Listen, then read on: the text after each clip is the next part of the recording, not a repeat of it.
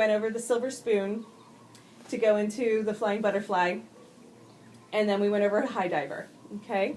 And then we just went over some massaging techniques. That's more of the AYRx program that I was telling you about. I don't always teach that in the basic one because, as you can see, that would be more for therapeutics. Okay. So now we're going to come into the lunges. I call them lounging. So lunges and lounges are interchangeable in my writing, just so you know. I realized at some point I just didn't know how to spell lunging, so it was lounging, but it's okay, it worked. So we're going to lounge. So arms are reaching forward for the leg loops the whole time. So it just doesn't work when we hold on to the swing. These are our stabilizers. These are our anchors, okay? So what we're going to do is we're going to keep the right knee bent, and then we're going to lift the left hip, roll onto the top of the thigh. You were talking about massaging that one? Yeah. Okay? So yeah, nice and slow. Now come on back. I'm going to show you how to do it an easier way. So that's the more challenging way. Let's go ahead and spread this out from the groin all the way to the knee. See if it's twisted, it won't work, but see if you can get it expanded. So normally, Carol, you'd always keep your anchor, but it's okay because you were sitting. So hold on to the leg loops, both of them, hun. Yeah. All right. Now try to roll onto the top of the thigh. You have to just kind of shimmy. Yeah. There you go. A little bit easier, right? Make sure the knee is happy. There you go. So now we're lounging. So the more that we can keep our body upright, the better. Right? So good for the psoas also. So good. So the whole psoas, the whole hip is opening. The more that we can drop down, the better the stretch. Now, if it's bunched up above the knee, not on the knee, but above the knee, this is more advanced, right? Because you're getting this bigger split. So for beginners, we keep it expanded. For more advanced, we bunch it up. Okay? Good. So keep holding on to, these are really important. These are going to keep you upright as opposed to diving in. So if we're diving in, we're trying to avoid that tightness there. Also, if we have our hip pointing towards me, it's the tightness. We want to roll the hip down towards the ground and square it to the side. Yeah, that's better. Feel the difference? Amazing. So go ahead and hook with the elbow. Yeah, good. So we're on. If I hook it, just. Well, you don't have to pull. Bunch it up. Yeah. So as opposed to. Grabbing. Yeah. As opposed to having your hand in front, you just have to hook and have your hand in back. Yeah. Now we're going to pull. Okay. So take the outer edge of the leg loop and pull it away. So that's a push. We can push too, but try the pull. So you just grab the outer edge of the both sides and pull. Out. Out. Yeah. Yeah, there you go. And open up the chest. There you go. Straight arm if you can.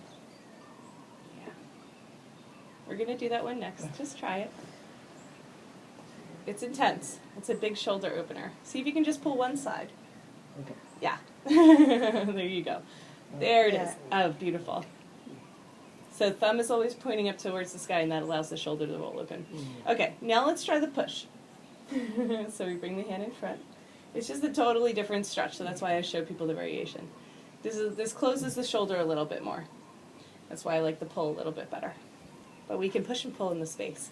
So just try and push and pull a little bit. And we don't have a whole lot of room, so don't get too crazy. But you'll notice that you can come into a little bit of a seesaw, which is kind of fun. Okay? Whee. Good. So Bob, are you doing the opposite leg just so you can see me, or? Yeah. Okay. Yeah. All right. So let's come back through center. Let's chillax it before we go into second side.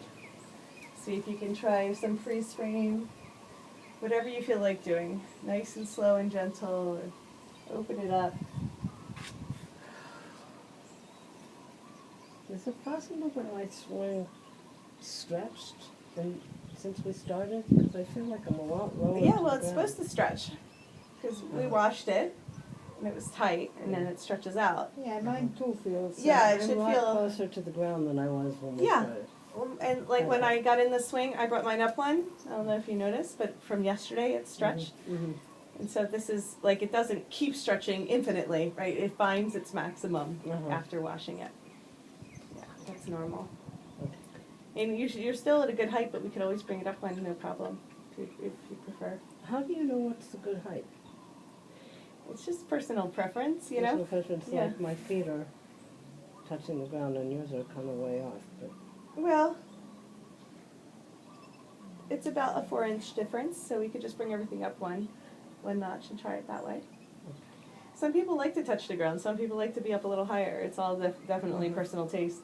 Let's do the second side. So we hold on to the leg loops as high as you can. So we did the silver spoon to begin, right? So we have to open up the hips, keep the left knee bent, and then shimmy on top of the right. Shimmy. There we go. If that's too much, let's spread it out. So let's come back and try it. So we just grab one edge of the leg loop and pull it up. If it's twisted, we have to untwist it, and then try it again with it expanded. It's just really nice expanded. Try it expanded, Carol. It's really nice Yes, on the upper much thigh. I nice. did it on the other side. Much gentler. Yeah, there you go. People tend to like it a little bit more, especially if the legs feel stagnant. Pull it down to the knee. There you go. Cool. And then we're going to play with the back edge of the leg loop. So see how you're diving forward, Carol? Stay upright if you can. That way we get that big opening through the chest. We take our thumb, we point it towards the sky, and then we grab. And then we can pull. Just the front, just the one edge. Pull. Yeah. Big shoulder opener here. And now let's try the push. The push is different. The thumb is pointing towards me, and then we push. Still a great stretch, especially if we flex the hand back, we get the nerve stretch. Really good. So my foot's touching too now, right? Some people like to stabilize, otherwise we just pull it in and it's nice and engaged. That's beautiful. So the more that we roll our hip down towards the ground, yeah, we get the squaring of the hips. And that just comes with openness. Beautiful. We could go a lot deeper into our lunges in the swing than we do on the ground because we're really letting gravity do most of the work for us. All right, let's relax. So go ahead and bunch that back up. Let's relax it out. We're going to do both sides one more time. So today, what we're going to do is finish up number 4, and then we're going to get into a nice long shavasana. So we're going to do a half hour of cocooning and meditation and some restorative in the swing. It's going to be a really nice way to end for today. And we'll do number 3 tomorrow. That's good. Sway it out. Let it feel good. So the more that we get swagger in the swing, there's always a water bottle down, that's okay. The more swagger we get in the swing, the more it'll stretch all the soft tissue around the waist. You'll feel that along the obliques. Look how well synchronizer. There you go. Sync up. Good job, guys. Yeah, we just watch out for one another. If we keep the knees bent, we don't hit anybody. So that's how we keep our 3 feet spacing. Good job. Okay, good. One more time, okay? So decide whether you want to do both legs. You can do both legs spread out. Or if you like it bunched. Bunched will be more intense, but go ahead and choose one. Okay?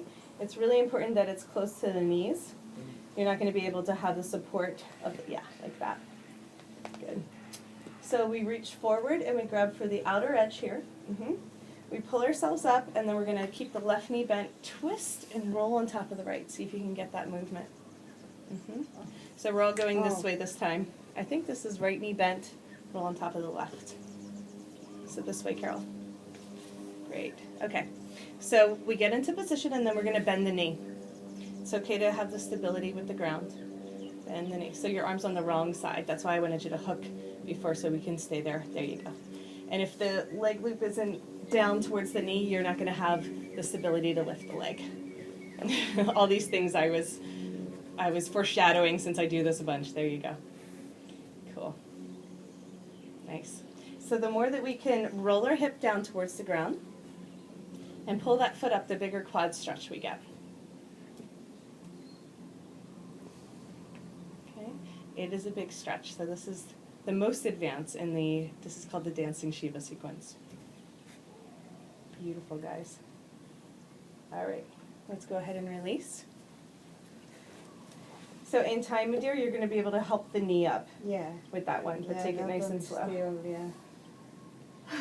Take a breath here. We're going to keep these expanded for this one, but remember it has to be close to the knee because when we bend, we want to be able to have that support. So we pull ourselves up, come into the lounge. So get that little shimmy. Roll onto the top of the thigh. There it is. See that little bit changes everything. Bend the knee on the right. So yeah, get that further down. That's great.